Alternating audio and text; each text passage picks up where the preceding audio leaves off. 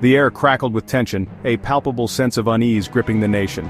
It was 2004, and the United States was on the brink of a pivotal presidential election. The stakes were high, and the atmosphere was charged with anticipation and anxiety. Incumbent President George W. Bush faced a formidable challenge from Senator John Kerry. The nation was deeply divided, with each candidate representing starkly different visions for America's future. Then, just 4 days before Americans were to cast their votes, a ghostly image flickered across television screens nationwide. It was an unexpected and chilling interruption. Osama Bin Laden, the mastermind behind the devastating 9/11 attacks, had resurfaced. His sudden reappearance was a stark reminder of the unresolved threat that loomed over the nation.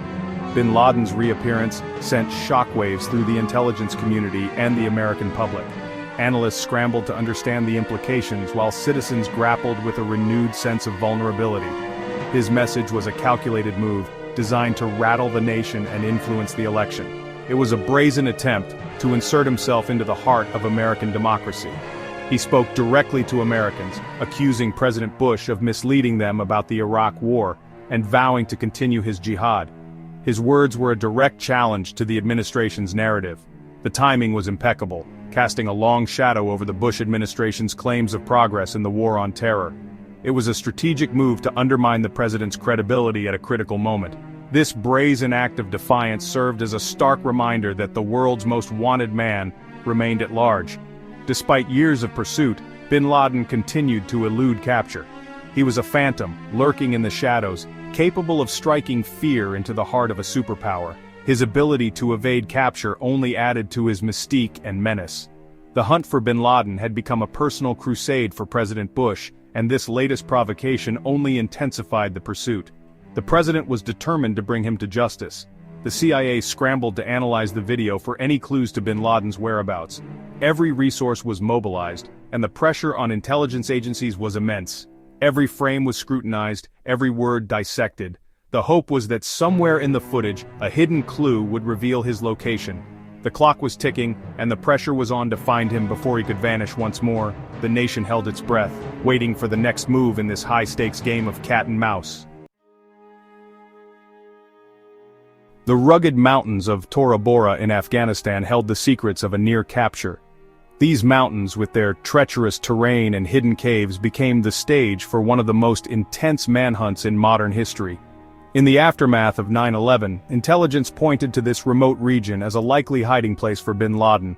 Analysts worked around the clock, piecing together fragments of information to pinpoint his location.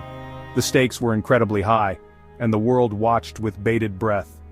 U.S. forces, along with Afghan allies, launched a fierce offensive determined to flush him out.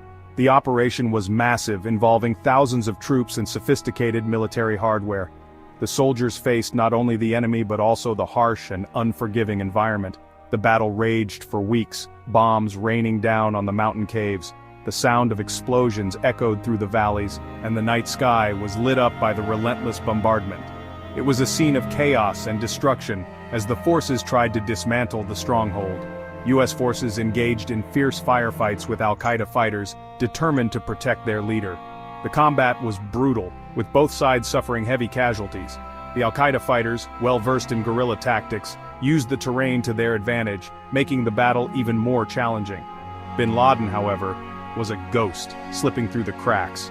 Despite the intense pressure, he managed to evade capture, moving stealthily through the network of caves and tunnels. His ability to remain elusive frustrated the coalition forces. As the offensive intensified, intelligence suggested that Bin Laden was trapped within a shrinking perimeter. The net seemed to be closing in, and there was a sense of urgency among the troops. Every piece of intelligence was scrutinized, and every movement was monitored. However, a crucial decision to rely heavily on Afghan militias instead of committing more U.S. ground troops proved fatal. The militias, though brave, lacked the cohesion and discipline of regular troops. This decision would have far-reaching consequences. The Afghan forces lacked the training and equipment to effectively combat the hardened al-Qaeda fighters. Their efforts, though valiant, were not enough to overcome the well-entrenched enemy.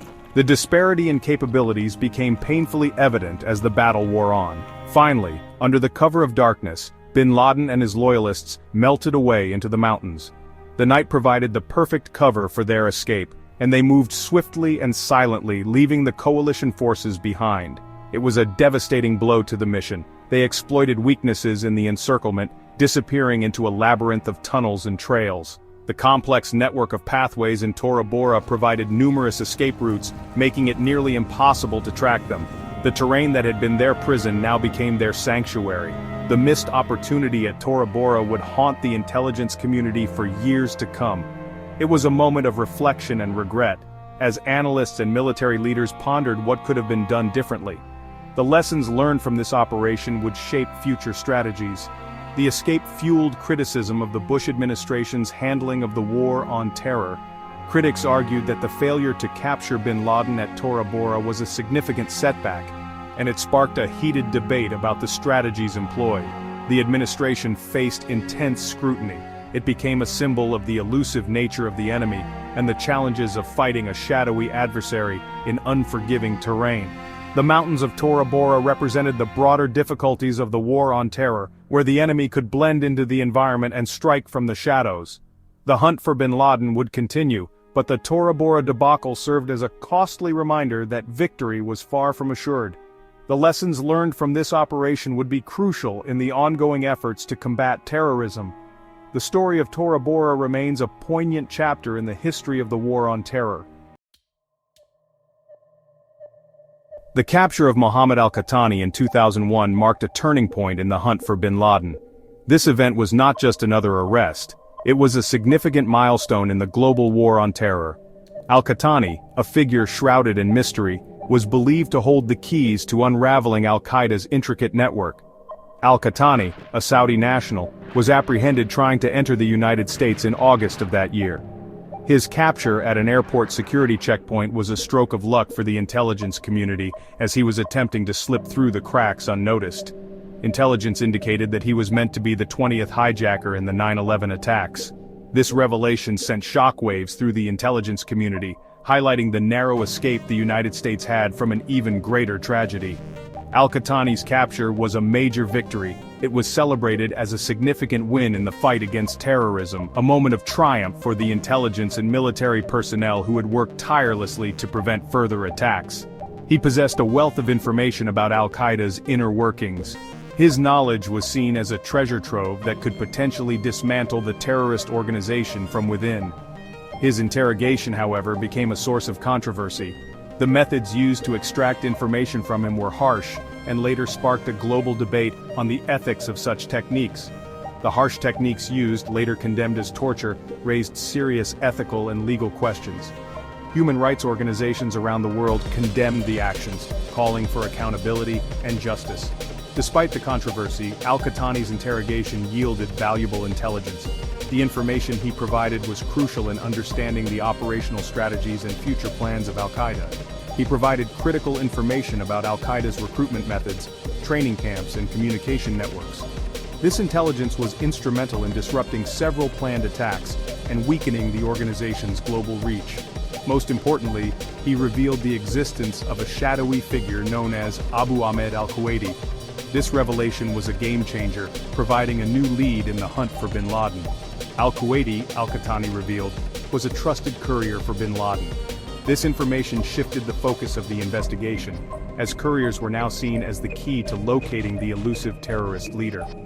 This was a significant breakthrough. The intelligence community now had a new target, someone who could potentially lead them directly to bin Laden. It shifted the focus of the hunt from finding bin Laden himself to tracking his couriers. This strategic shift marked a new phase in the intelligence operations, one that required meticulous planning and execution. The CIA realized that these individuals, responsible for relaying messages and maintaining contact with the outside world, could hold the key to locating the al-Qaeda leader. The hunt for these couriers became a top priority. The intelligence gleaned from al-Qahtani's interrogation proved to be a game-changer. It provided the CIA with a new roadmap, leading them deeper into the labyrinthine world of al-Qaeda and closer to their ultimate target. It provided the CIA with a new roadmap, leading them deeper into the labyrinthine world of al-Qaeda and closer to their ultimate target. The information was pieced together like a complex puzzle, each fragment bringing them closer to the endgame. The hunt for Abu Ahmed al-Kuwaiti was now on, and it would lead them on a winding path across continents and into the heart of Pakistan. This relentless pursuit was a testament to the determination and resilience of the intelligence community in their quest to bring bin Laden to justice.